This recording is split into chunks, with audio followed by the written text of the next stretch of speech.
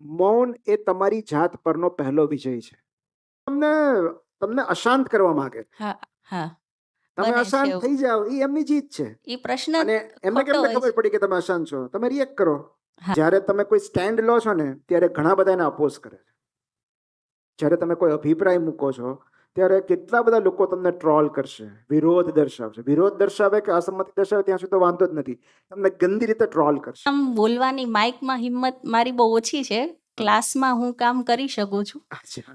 પણ આટલા બધા લોકોની વચ્ચે સ્ટેજ ફિયર મારો પહેલેથી હતો અને આજ સુધી પણ છે. એટલે તમને દક્ષિણામૂર્તિ વધારે ગમે. હા કારણ કે આમાં દક્ષિણામૂર્તિમાં તો જે આગળનું સ્ટેજ છે ને એનું નામ જ અભિવ્યક્તિ રંગમંચ છે. હમ. કે ત્યાં આગળ તમારે મોજ પડી કરો, આવીને સ્ટેજ પર ચડી જાઓ. બસ હા. સ્ટેજ પર ચડી જાઓ. મારી શાળામાં પણ એવું છે, બાળકો બોલી શકે છે પણ હું નથી બોલી શકતી હજી પણ. એનું કારણ છે કે આ છે ને અભિવ્યક્તિ એનો ડર હોય. અને હા. ઇવન આ અભિવ્યક્તિના દુષ્પરિણામો પણ આવે જ છે, એના ભયસ્થાનો છે જ. અને એ કદાચ હું તમને વધારે સારી રીતે કહી શકીશ. કારણ કે જ્યારે તમે કોઈ સ્ટેન્ડ લો છો ને ત્યારે ઘણા બધા એને અપોઝ કરે છે. જ્યારે તમે કોઈ અભિપ્રાય મૂકો છો ત્યારે કેટલા બધા લોકો તમને ટ્રોલ કરશે, વિરોધ દર્શાવશે. વિરોધ દર્શાવે કે અસંમતિ દર્શાવે ત્યાં સુધી તો વાંધો જ નથી. તમને ગંદી રીતે ટ્રોલ કરશે, તમને જજ કરશે. હા, પણ એક પ્રશ્ન છે જી જે વાંચેલું છે એ અનુભવાય છે. અમુક આરોપ અને અભિપ્રાયો એવા હોય છે હા કે જેનો કોઈ પણ જવાબ આપીએ યસ આપણે વામણા જ લાગવાના. જી એ ટિપ્પણી જ એટલી વાહિયાત હોય છે કે આપણો શ્રેષ્ઠ જવાબ પણ નિમ્નતા નિમ્ન જ લાગવાનો.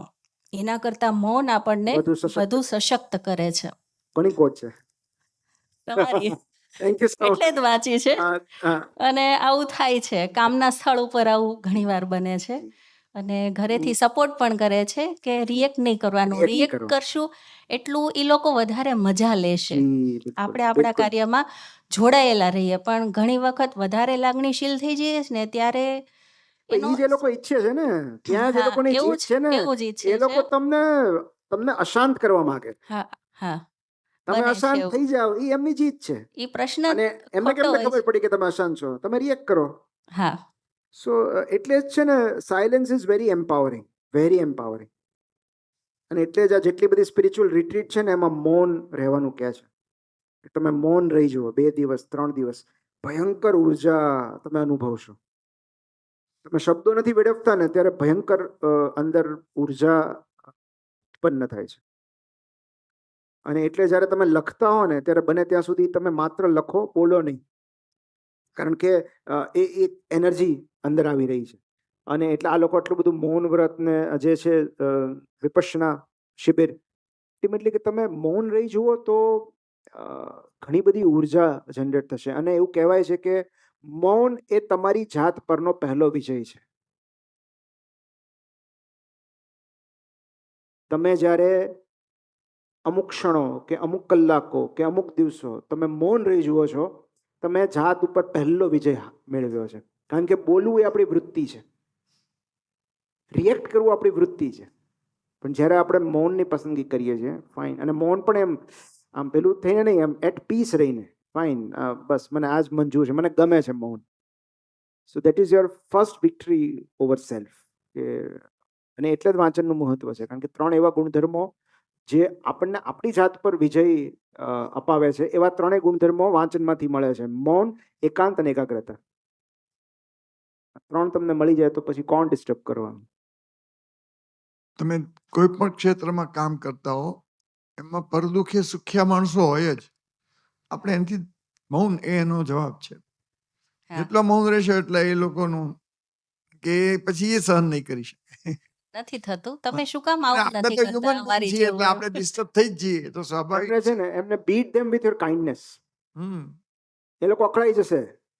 તમારી પાસેથી સારા જવાબની અપેક્ષા જ નહીં હોય એમને. એ લોકો અકળાઈ જશે. Because negative people they breed on negativity, they થ્રાઇવ on negativity. Okay, તો જ્યારે તમારી પાસેથી સકારાત્મકતા મળે છે ને એ લોકો આઘા ખસી જાય છે. કારણ કે એમનાથી સકારાત્મકતા સહન નથી થતી.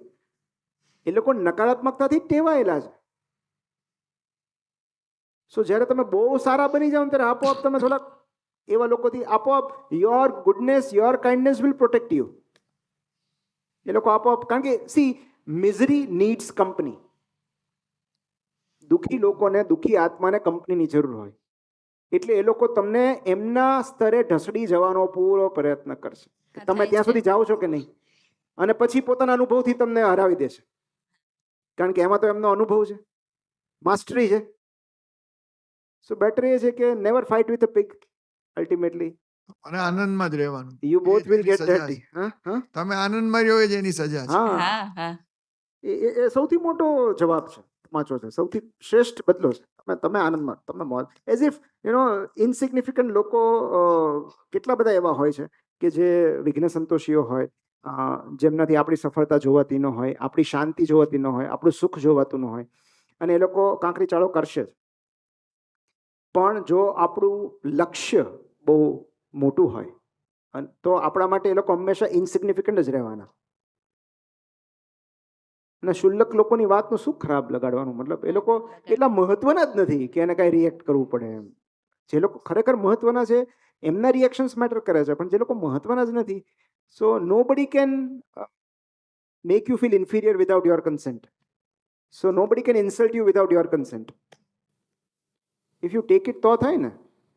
બુદ્ધે નહોતું કીધું કે તમે મારું અપમાન કરો પણ હું સ્વીકારું તો અપમાન થાય ને. તમે કોઈ બીજી ભાષામાં કરી જુઓ, ફ્રેન્ચમાં, હું હસતો રહીશ, મને સમજાતું જ નથી તમે શું બોલો છો, તો શેનું અપમાન થયું? આ તો ગુજરાતી સમજાય છે એટલે આપણે આણે આવું કહી દીધું. તો એ તો બધું જે આપણી અર્થઘટન છે એના પર પ્રોબ્લેમ છે ને બધું, બિકોઝ આપણે અર્થઘટન કરીએ છીએ તમે શું કીધું.